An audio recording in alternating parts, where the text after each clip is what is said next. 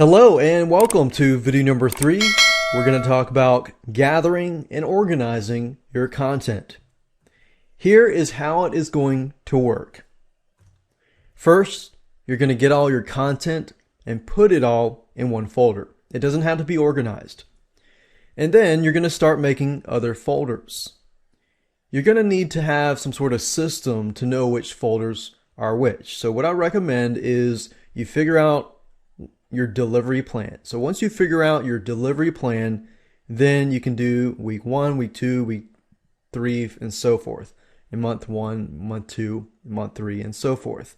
But you never want to do something that is easily guessed, like week 1, week 2. You always want to add some sort of numbers after it or before it. But you still want to keep it where you know exactly what week 1 and 2 and so forth. You don't want to do something like something random, like a bunch of numbers and a bunch of numbers. You want to make it so you understand what it is, but then at the same time, other people can't guess it. Because when we're setting up this type of fixed term membership site, we're not going to be doing any protection whatsoever. Now, I know you're probably thinking, well, can't somebody share it? Can't somebody, this and that? Yes, they probably could, but in reality, you do this so you can take one step forward to get ahead and to protect yourself. But at the same time, if you begin to worry about all these complicated protection scripts and so forth, I guarantee it'll put you back a month or two or even more than that, and you will not get things done. So this is an extra added layer of protection to protecting yourself. So once you've done that, you can put everything into the folders and it's time to move on. So with that said, now you know what to do. I'm going to show you how to do it, and let's hop over to Windows and start gathering that content and organizing it. The first thing that I recommend that you go ahead and do is to create a folder with the name of your fixed term membership site or the theme, and then add all of your content in this folder. Okay, so I went ahead and copied the content over to this folder, and let's say, for example, that I want to create a fixed term membership site about outsourcing, and each and every month I'll have a different course on outsourcing. Now, let's say, for example, month number 1, I have a video series on Fiverr outsourcing, how to outsource different tasks on Fiverr.com. So in this case, I have about 9 different videos. Now, before I begin to say, okay, this is day 1 or week 1 or day 2, day 3, day 4, you have to think about, okay, if somebody's going to watch this specific video or read this specific piece of content, are they going to feel satisfied for that day? Well, in this case, because video number 1 is just an intro, they're probably not going to feel as satisfied because they're going to want to have some more actionable content. So you could do it in a way like, let's say the first week they get access to the first 3 videos, and then the second week they get access to the 4, 5, and 6, and then 7, 8, 9 is the third week. So if I were to do that and think through it, and I say, okay, people are going to be satisfied with these pieces of content and this, and I've gotten to that conclusion where I feel that they're going to be satisfied, and I know they're going to be satisfied, then I can actually begin to make my delivery plan. Now, the reason why I want you to think through this is because if somebody were to receive on the first day something that's not very satisfying, they feel like they didn't get their money's worth, then guess what? They're going to cancel and they're going to ask for a refund. So you want to make sure that you give enough but not give too much. Now, if I were to give, let's say on the first day, all of this, and all of this is way too much, it's very overwhelming, then, and let's say I give for every week or maybe every day I give a brand new course. Now that would be very overwhelming. And what happens there is somebody will actually get the stuff. They're going to be really happy at first, but then they're going to realize that they're just not going to have time. So you're going to get people who have buyer's remorse and they feel like, wait a minute, I really don't have time. I'm going to have to get my money back. I'm not going to be able to do this. I'm not going to be able to make money with this, or I'm not going to be able to learn this and this and that. So that begins to enter the picture. So what I'm trying to get at is don't give too little and don't give too much. So now that you understand that process, let's go ahead and organize all of this content. So let's say, for example, this is just month number 1, and week number 1, they're going to receive these 3 items and so forth and so forth. Now, if you're doing text or any type of newsletters with content, then you might want to actually put it inside of the autoresponder itself. But if you have some sort of videos or reports or PDFs or anything like that, then this is when this video or this part of the video will be applicable and will be helpful to you.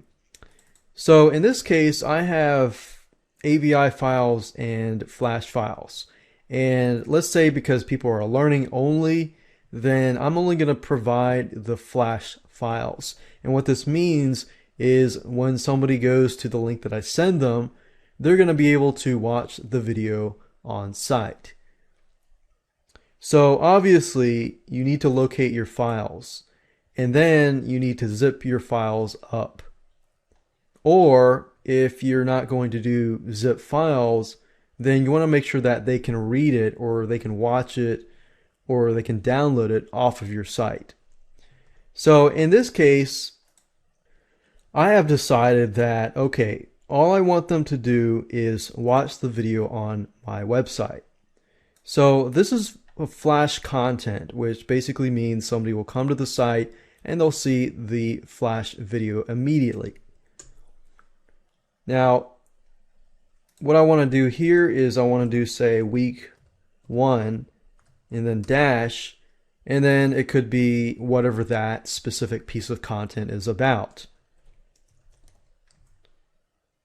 So I could say week 1, and then let's say for video number 2, I also have week 1. And then video number 3, I got week 1 as well. Video number 4, I have week 2. And so forth and so forth. So I'm going to go ahead and pause this video and go ahead and do that so you can see it all in action.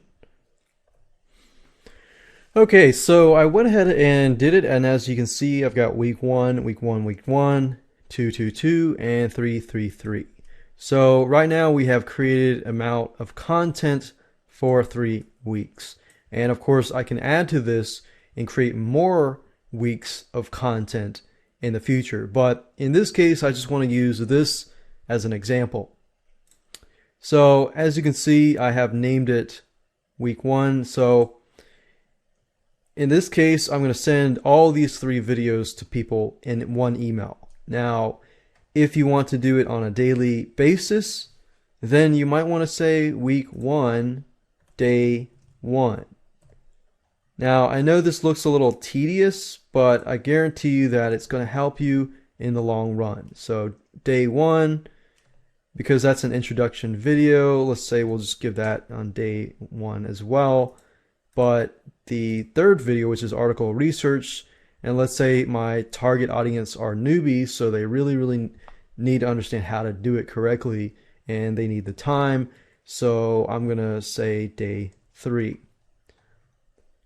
And if it's on a weekly basis, you probably want to spread it out among the week. You don't want to do it too far, but you want to do it enough where they can watch the videos and take action.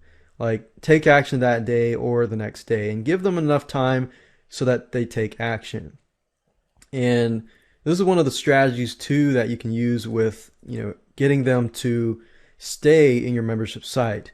Remember, don't give too little, but don't overwhelm them either. So your goal is to help them take action. If you can help them take action, then you're one step closer to them staying at your membership site. But not only that, they're going to succeed, and that's what you want. So week 2, we're going to do day 1 here. And then since that's social networks, I'm going to do day 3. And then I'm going to pause this video and just go through all of these.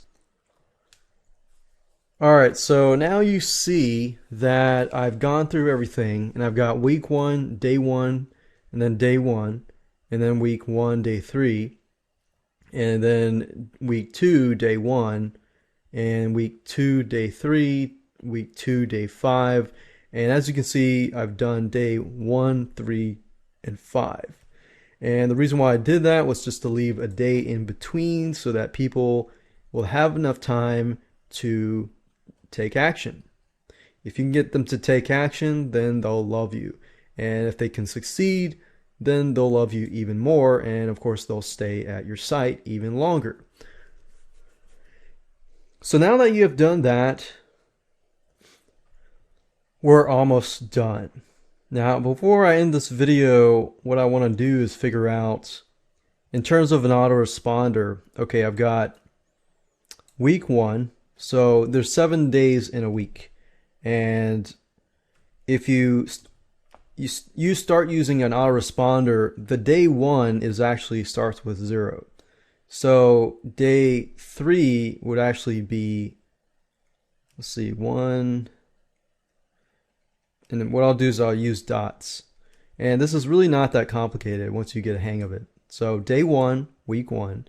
So we'll just do day 1. Okay, day 1, 0, and then day 3. So we're going to put 2 emails or 2 links in this one spot, and this is 1. And then 2 is day 3, and then 4, 5, 6, 7. So in actuality, it's just that day minus 1. So we've got 7 days here. And then the following week is day 1. So this is 0, 1, 2, 3, 4, 5, 6, and then 7. And then 8, 9, 10, 11, 12, 13, 14, and then so forth. 14, 15, or not 15, 14, 15, 16, 17, 18, and then so on and so on. So this is actually the schedule that you're going to enter into the autoresponder. And as you can see, it's basically just a day minus 1 to get that number.